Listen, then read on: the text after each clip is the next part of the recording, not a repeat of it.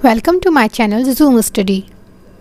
आज की वीडियो में हम मौर्य काल से रिलेटेड 55 क्वेश्चन को देखेंगे जो कि आने वाले सभी एग्ज़ाम्स के लिए बहुत ही ज़्यादा इंपॉर्टेंट है। और अगर आप रेलवे, ग्रुप डी, एसएससी इनमें से कोई भी एग्ज़ाम आप देने वाले हैं तो ये वीडियो आपके लिए बहुत ही ज़्यादा हेल्पफुल होने वाली है, इसलिए वीडियो को लास्ट तक ज़रूर देखिएगा।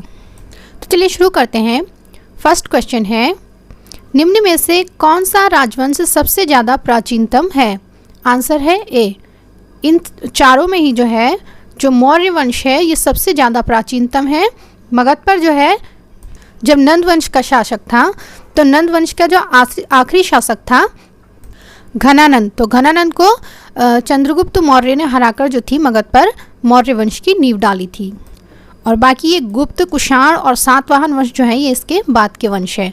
नेक्स्ट है, निम्नलिखित में से किसको देवनाम प्रियदर्शी भी कहा जाता था? आंसर है ए। अशोक को देवनाम प्रियदर्शी भी कहा जाता था। इसके अलावा अशोक को और भी अन्य कई नामों से जाना गया है।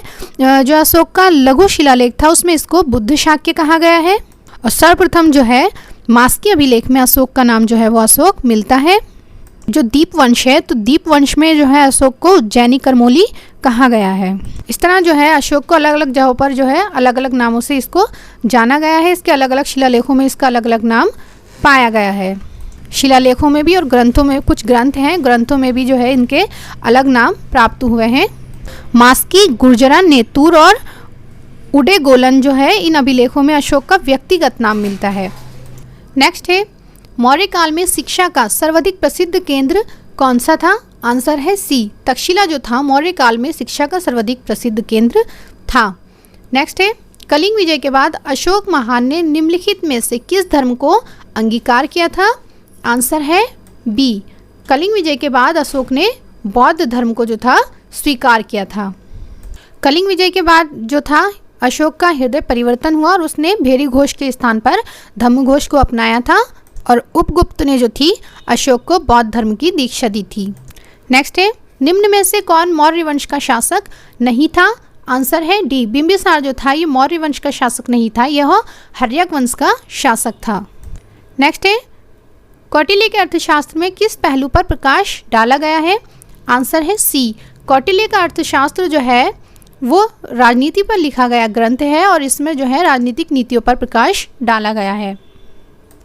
नेक्स्ट है, कलिंग युद्ध किस वर्ष हुआ था?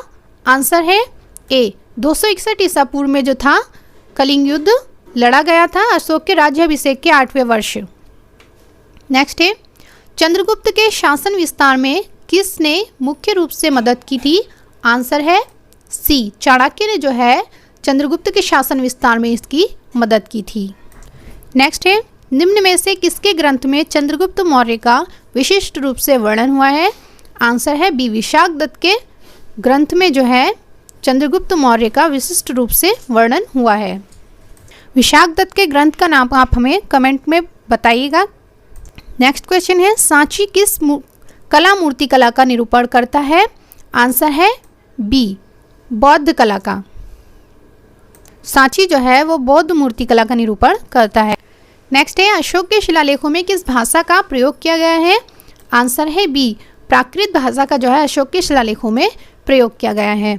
नेक्स्ट है, प्राचीन भारत का वो प्रसिद्ध शासक जिसने अपने जीवन के अंतिम दिनों में जैन धर्म अपनाया था, तो वो कौन सा शासक था? आंसर है ए। चंद्रगुप्त मौर्य इसने अपने जीवन के अंतिम दिनों में जैन धर्म स्वीकार कर लिया था। नेक्स्ट है, मौर्य काल में प्रचलित मुद्रा कौन सी थी? आंसर है बी। पर्ण थी ये मौर्य काल में प्रचलित मुद्रा थी। नेक्स्ट है, किस अभिलेख से पता चलता है कि चंद्रगुप्त का प्रभाव पश्चिम भारत तक फैला हुआ था? आंसर है सी। रुद्रदामन का जूनागढ़ अभिलेख तो इससे पता चलता है कि चंद्रगुप्त का जो प्रभाव था वो पश्चिम भारत तक फैला हुआ था। नेक्स्ट है, मालवा, गुजरात एवं महाराष्ट्र किस शासक ने पहली बार जीते थे? आंसर है सी। चंद्रगुप्त मौर्य ने मालवा, गुजरात एवं महाराष्ट्र यह पहली बार जीते थे। नेक्स्ट है, निम्नलिखित में से किस स्थान पर अशोक के शिलालेख प्राप्त नहीं हुए हैं? आंसर है सी। पाटलिपुत्र में अशोक के शिलालेख प्राप्त नहीं हुए हैं। नेक्स्ट है, नंद वंश के बाद मगध पर किस राजवंश ने शासन किया था?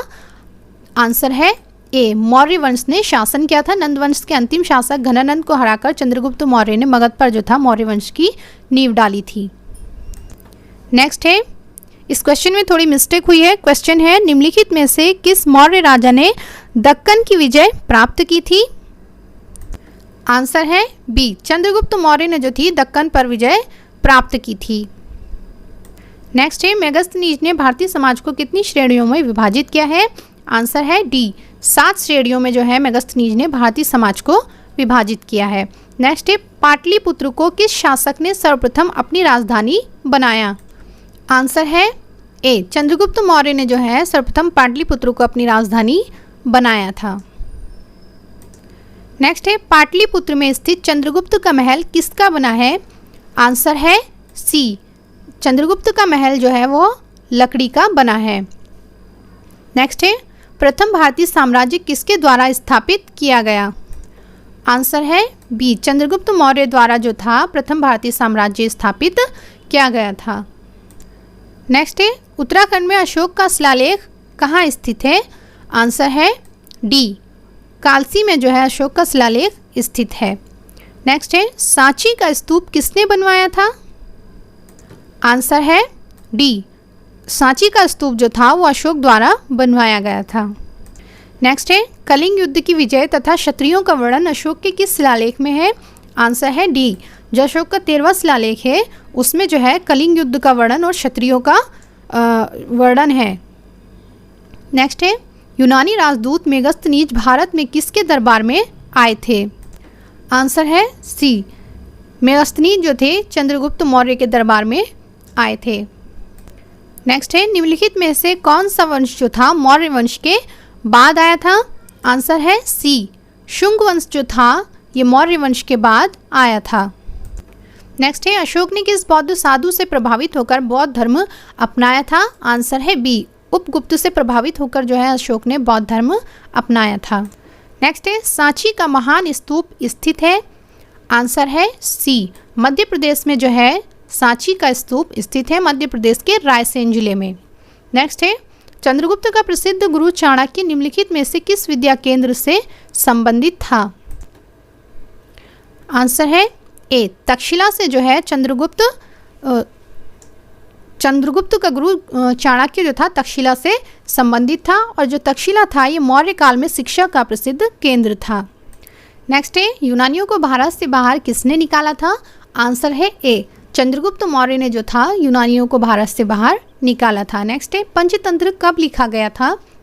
आंसर है सी, गुप्त काल में जो था पंचतंत्र लिखा गया था और ये जो है 5 भागों में विभाजित है। नेक्स्ट है, अशोक ने आजीवक संप्रदाय के लोगों के लिए बराबर की पहाड़ियों में 4 गुफाओं का निर्माण कराया था, जिसमें से कौन एक उसमें से शामिल नहीं है? आंसर है बी, जो नागार्जुन गुफा है ये इन 4 गुफाओं में से एक नहीं है। चौथी गुफा जो थी वो कर्ण थी। जबकि जो ये नागार्जुन गुफा है तो अशोक के पौत्र दशरथ ने यह आजीवकों को यह गुफा प्रदान की थी। नेक्स्ट है, भारत में शिलालेख का प्रचलन सर्वप्रथम किस शासक ने किया? आंसर है सी, सर्वप्रथम शिलालेखों का प्रचलन जो था अशोक द्वारा किया गया था। नेक्स्ट है, मौर्य काल में प्रचलित मुद्रा का क्या नाम था? आंसर है सी, मौर्य काल में प्रचलित मुद्रा का नाम पड़ था। नेक्स्ट है, चंद्रगुप्त मौर्य ने जीवन के अंतिम समय में किस धर्म में दीक्षा ली थी? आंसर है बी, जैन धर्म में जो थी चंद्रगुप्त मौर्य ने जीवन के अंतिम समय में जो थी दीक्षा ली थी। नेक्स्ट है, अशोक ने किसके सहयोग से मौर्य सिंहासन ग्रहण किया था? आंसर है डी, अशोक ने जो है राधा गुप्त की सहायता से जो है मौर्य सिंहासन ग्रहण किया था, जबकि जो चंद्रगुप्त मौर्य था उसने चाणक्य की सहायता से जो था सिंहासन ग्रहण किया था। नेक्स्ट है, किस ग्रंथ में चाणक्य की पत्नी का नाम यशोमती मिलता है? आंसर है सी, वृहत कथा कोश जो ये ग्रंथ है तो इसमें जो है चाणक्य की पत्नी का नाम यशोमती मिलता है। इससे एक और क्वेश्चन बनता है कि चाणक्य की पत्नी का नाम क्या था? तो आंसर होगा यशोमती जो था चाणक्य की पत्नी का नाम था। नेक्स्ट है, बिंदुसार ने किस संप्रदाय को आश्रय दिया था? आंसर है सी, आजीवक संप्रदाय को जो था बिंदुसार ने आश्रय दिया था। नेक्स्ट है, किस नदी के किनारे श्रीनगर की स्थापना मौर्य शासक अशोक ने की थी? सॉरी, क्वेश्चन लिखने में थोड़ी मिस्टेक हुई है। क्वेश्चन इस तरह से है, वितस्ता नदी के किनारे श्रीनगर की स्थापना किस मौर्य शासक ने की थी? आंसर है ए, अशोक ने जो है वितस्ता नदी के किनारे श्रीनगर की स्थापना की थी। नेक्स्ट है, किस स्थान से प्राप्त अशोक के अभिलेख के निचले भाग में मयूर का चिन्ह अंकित है? आंसर है सी, लौरिया नंदगढ़ जो अशोक का अभिलेख है इसके निचले स्थान पर जो है मयूर का चिन्ह अंकित है। नेक्स्ट है, अशोक के किस स्थान से अभिलेख को रानी का अभिलेख कहा गया है? आंसर है बी, कौशाम्बी अभिलेख जो है इसे रानी का अभिलेख कहा गया है। ये कौशाम्बी अभिलेख है तो इसमें अशोक की जो दूसरी पत्नी थी कारुआ की, उसके द्वारा बौद्ध संघ को दिए गए दान का जो है उल्लेख है, इसीलिए जो है इसको रानी का अभिलेख कहा जाता है। नेक्स्ट है, निम्नलिखित में से कौन सा प्रांत मौर्य साम्राज्य से बाहर था? आंसर है डी, असम जो था मौर्य साम्राज्य से बाहर था। नेक्स्ट है, अशोक का सबसे छोटा स्तंभ लेख कौन सा है? आंसर है डी, रुम्मीदेई अभिलेख जो है यह अशोक का सबसे छोटा स्तंभ लेख है। और जो सारे अभिलेख हैं अशोक के उनका सभी का विषय क्या है? प्रशासनिक है, जबकि एकमात्र रुम्मीदेई अभिलेख ऐसा है जिसका विषय जो था आर्थिक था और यह अशोक का सबसे छोटा स्तंभ लेख था। नेक्स्ट है, मौर्यकालीन गुफाओं में सर्वाधिक प्राचीन गुफा निम्न में से कौन सी है?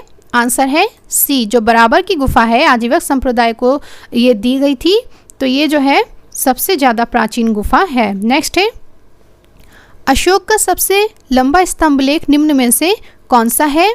आंसर है बी, 7वां जो स्तंभ लेख है ये सबसे ज़्यादा लंबा है। नेक्स्ट है, अशोक का कौन सा अभिलेख 2 भाषाओं ग्रीक एवं अरमेइक में प्राप्त हुआ है? आंसर है डी, सारे गुना अभिलेख जो है ये 2 भाषाओं ग्रीक एवं अरमाइक में प्राप्त हुआ है। नेक्स्ट है, किसने पाटलिपुत्र को पॉलीब्रोथा कहा है? आंसर है ए, मेगस्थनीज ने पाटलिपुत्र को पॉलीब्रोथा कहा है। नेक्स्ट है, मौर्य काल में एग्रोनोमोई किसे कहा जाता था? आंसर है बी, सड़क निर्माण अधिकारी को जो है एग्रोनोमोई कहा जाता था। नेक्स्ट है, मौर्य काल में गुप्तचरों को क्या कहा जाता था? आंसर है ए, गूढ़ पुरुष जो है गुप्तचरों को मौर्य काल में कहा जाता था। नेक्स्ट है, वायु पुराण में भद्रसार एवं जैन ग्रंथों में सिंहसेन किसे कहा गया है? आंसर है बी, बिंदुसार को जो है वायु पुराण में भद्रसार एवं जैन ग्रंथों में सिंहसेन कहा गया है। नेक्स्ट क्वेश्चन है, मौर्य काल का प्रमुख उद्योग कौन सा था? आंसर है बी, सूती वस्त्र उद्योग जो था मौर्य काल का प्रमुख उद्योग था। मौर्य काल में रेशम किस स्थान से प्राप्त किया जाता था? किस स्थान से मंगाया जाता था? ये आप हमें कमेंट बॉक्स में बताइएगा। नेक्स्ट है, मौर्यकालीन स्तूप बने थे? आंसर है ईंटों के।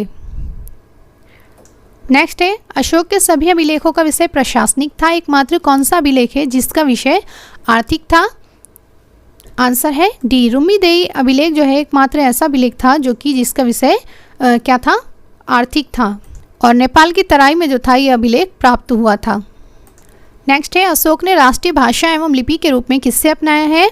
आंसर है ए, पाली भाषा एवं ब्राह्मी लिपि को जो है अशोक ने राष्ट्रीय भाषा एवं लिपि के रूप में अपनाया था। इसी के साथ हमारी आज की वीडियो यही कंप्लीट होती है। अगर हमारी वीडियो आपको अच्छी लगी तो प्लीज़ कमेंट करके ज़रूर बताइएगा। मिलते हैं नेक्स्ट वीडियो में।